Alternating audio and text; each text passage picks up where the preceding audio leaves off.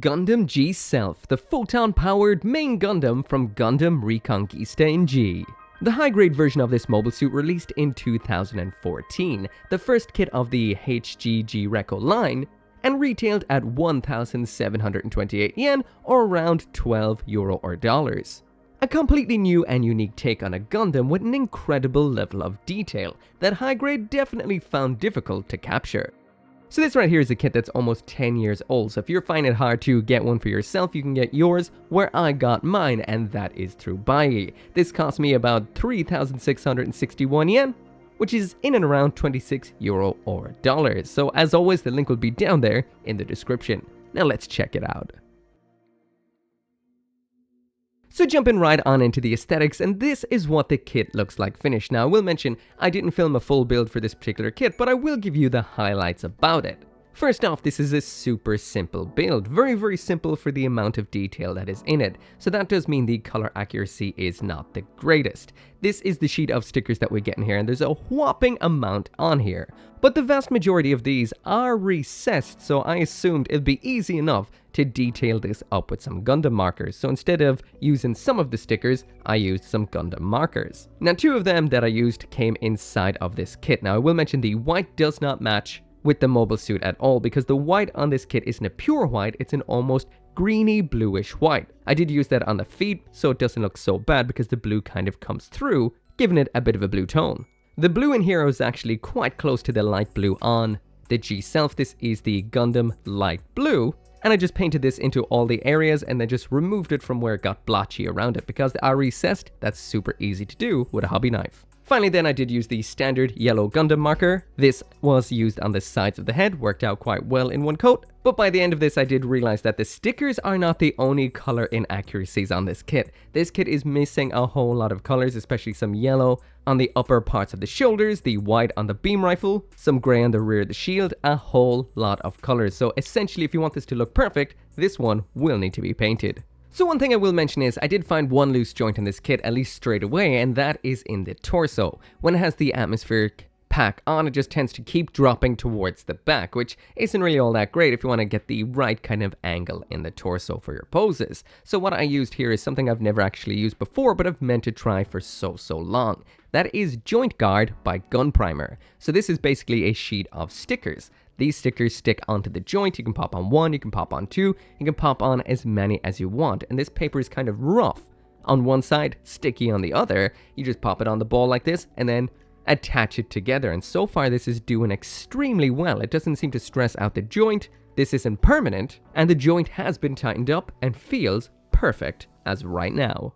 Oh, and as for a little bit of a tip, if you want some free chrome for on your Gundam kits, especially for under clear parts, just take the foil stickers like this, cut out some parts that match what's underneath, and then stick them under the clear parts like so. They'll catch the light a little bit better, and it's absolutely free. But as for the rest of the aesthetics right here, I'm going to be taking off the weapons as well as the atmospheric pack, and we're going to be taking a look at the G-Self itself. Visually, the HGG Self is an absolute stunner. First off, the colors are just as vivid as we see in Geno Reconguista, which means these are absolutely eye-watering Gundam colors. However, I will mention the vast majority of this kit's visual appeal is lost in the out-of-box build. I highly recommend at least panel lining to bring out all that hidden detail. On the legs, especially the upper legs, the arms, shoulders, there's a lot of subtle hidden detail that is just begging to be highlighted. The overall design is fantastic, and I've always loved the look of the G-Self. The big bug-like head and those antennae is a very refreshing, unique take on the traditional Gundam style antenna head combination. Like I mentioned, quite a few parts have been detailed up on this, and that's not even everything that needs to be color accurate. So the color accuracy out of box is extremely low on this kit. It's not the worst by any margin, but this would really do with a little bit of extra effort. This definitely doesn't stand toe-to-toe with something that we would see in 2023 when it comes to color separation, but the detailing, the silhouette, all of that is there. We've also got some more phenomenal aspects as well, like the clear parts all over this, and visually it is a feast, but it's a feast that needs a little bit of preparation. Moving into some size comparisons now, and there it is side by side with the latest main Gundam, which is the Gundam Aerial, which is quite a bit larger than the G-Self. I'm surprised by that. Also from the same series G, which there is the Gundam Rubris, so both of which quite a bit taller than the fairly diminutive G-Self. Moving on to another series, and there is Gundam Exia from Gundam 00, and it seems like maybe the G-Self's not small, the Aerial's just big. Also from 00, there is the high-grade Junemes, from Gundam Seed, the high-grade Freedom Gundam, and finally the gun cannon from Kukru's Doan's Island. Moving now into the full 360-degree spin, and this is a very unique Gundam, especially for its time. This is a lot of surface detailing and layering. Now this isn't the kind of layering we'd see in modern kits where you've got color upon color, part upon part. These are just large parts with the layers molded into them, but hit this with some panel lining and you'll definitely bring them all out. I use the stickers underneath the clear parts, mainly just because it's easier to do that than actually painting them, but I did paint the rest of the blue that you'll see around on the back of the legs, sides of the legs, up on the head. All of that has been painted with one sweep of a Gundam marker. Besides that though, quite a plain kit out of box, but with so much you could actually do with very simple steps to make it look that much better. The silhouette is there, the overall look is there, nice detailing molded into it. It is an extremely beautiful kit. Anyway, that's what the Gundam itself looks like. Let's check out what else comes inside of the box. So now jumping into the accessories, and here's everything that comes inside of the box with the high-grade G-Self. So what we've gotten here is the usual sword board and beam rifle, as well as a backpack. When it comes to the sword, that is a pair of beam sabers, the board being a standard Gundam shield, the beam rifle being a beam rifle. We do have a specific trigger finger holding hand for holding onto this, and also included is the Atmospheric Pack, which is a very nice addition. This kit would have felt a little bit empty without it, so this does definitely bring the G-Self to the next level. I guess that level being the sky from the ground. So when it comes to the equipment in here, the first thing I'm going to be taking a look at is the Atmospheric Pack right here, which thoroughly has me impressed. So first off, the color separation on this is ridiculously nice. It's the same colors that we see on the G-Self itself, but it's been separated up quite nicely. It also moves to a degree. We've got the wings that can move to the back like so, and this whole segment can drop down out of the way like this, which is just such a cool little setup. Attaching the Atmospheric Pack is super simple. It's just a slot into a hole just like so, and it holds on nice and tight. It doesn't make the kit back heavy at all, which is surprising, and it looks great when it's just on there in an almost kind of stored kind of way. The wings pointing downwards, it all tucked down. This is a very nice design. When you want to get this out and active, it's as simple as just spreading out the wings like so, and it moves up in a cool kind of way where it all just kind of rocks up from the center, but all the thrusters are still kind of available around back. This is a very nice design. Now, I always recommend using Good Smile Company's simple stand with these kits. This, of course, is sold separately. It's a 3-pack for around €12 or dollars. Totally worth it and great for high-grade kits. So just popping it up like this, and that is what it will look like up on an action base with the Atmospheric Pack attached. Next up in here, we've got a pair of beam sabers in pink. Now, at first I was like, this is cool. We've got a straight one as well as a slashing one, until I realized that one's not meant to be bent. So yeah, if you don't know how to actually fix a bent one of these, you just pop this into a cup of warm water, maybe even hot water, for a little while, pull it out, straighten it, and it will kind of set back in shape. But yeah, there's a little bent out of box, but I have to say I'm kind of digging it a little bit. These are also some very thin beams, giving me a little bit of a Star Wars Rebels kind of vibe. The handles on these have a very nice design with what almost looks like a little bit of a trigger section up front for in which to use them. These are a very nicely designed pair of handles. Equipping these right here is the standard routine. You just pop them into the hands just like so. There's the bit of a curvy one.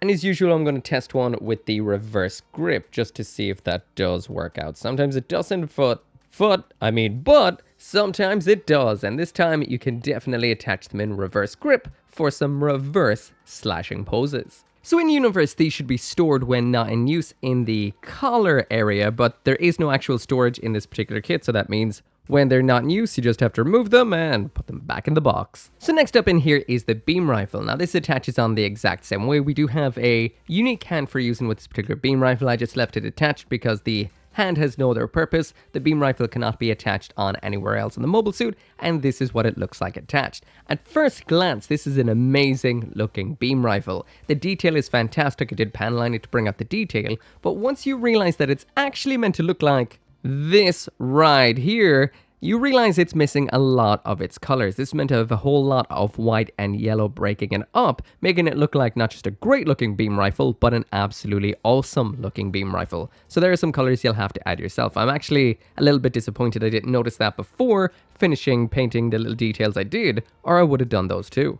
So the last of the accessories we have in here is the shield. This is very plain, super simple, just white on blue, and around then on the other side we do have some molded detail but no color detail underneath, and a little bit of an attachment point just like so. We'll mention it's meant to be on the grey on the underside, just like this right here, but out of box it is not. Attaching this on is super simple, it just attaches onto the side of the arm like so, nothing special to it, and that is what it looks like attached. As usual with a Gundam shield, there are 2 attachment adapter pegs, so that means you can just pop it off like this and just move it around to the back if you want it around on the back of the arm, just like that right there. So finally now jumping into the articulation, and for the most part this is a super rock solid build, besides what I mentioned before. That is the fact that the top joint there above, or should I say between the 2 red segments in the torso, well that one is a little bit on the loose side. This is a polycap, so that does mean it may be a little different between kits, so I'm not sure if that's across the entire line, but I tightened that up with a little bit of joint guard and now it's absolutely rock solid. But besides that, everything else holds up perfectly so far. Let's get the articulation tested. And there you go. There really isn't much to say at all. The articulation here is this kit's Achilles heel. It is the weakest aspect of the whole thing. It's actually shockingly bad.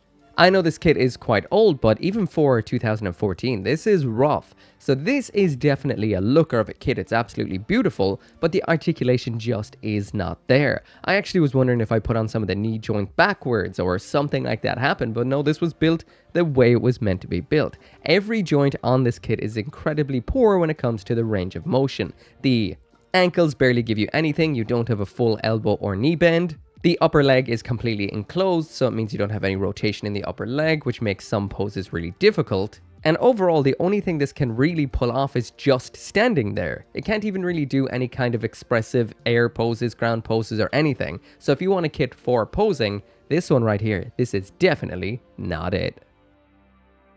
So anyway, that right there is it for the review, and the high-grade Gundam G-Self, I guess, would have to be silver tier, which is kind of sad because, in essence, there is a gorgeous Gundam kit in there, you just don't get it out of box. So when it comes to the aesthetics on this kit, it does look fantastic, but it does need some extra effort, and the color accuracy is very, very poor. When it comes to what's included inside the box, we've got some regular accessories. Nothing really stands out about them too much, except for that atmospheric pack. That, without a doubt, is the highlight of this kit 100%. When it comes to the articulation on here, it's extremely, extremely weak. There really isn't much you can pull off here at all. This has the basics. Actually, it's got less than the basics, which is a massive disappointment. If you want yourself a beautiful looking 1/44th scale G-Self for up on your shelf, just standing there, this can be it with a bit of extra effort. But besides that, I don't say it that often, this might be a kit to take a bit of a pass on. Anyway, I did get mine from BUYEE, link is down there in the description. As always, thank you so much for watching. Make sure to come back for more gunpla reviews, and I'll see you next time. Once again, this video right here, and none of these videos would be possible without each and every single one of you guys who watches my videos, and special thanks to those of you who are supporting me over on Patreon and here on the channel memberships, including 10 Soldier YT, Caleb Engelhart, Dashil Marmion, Go Little Rockstar, Joe, Lauren Seahack, Org59061, and Van Fawn.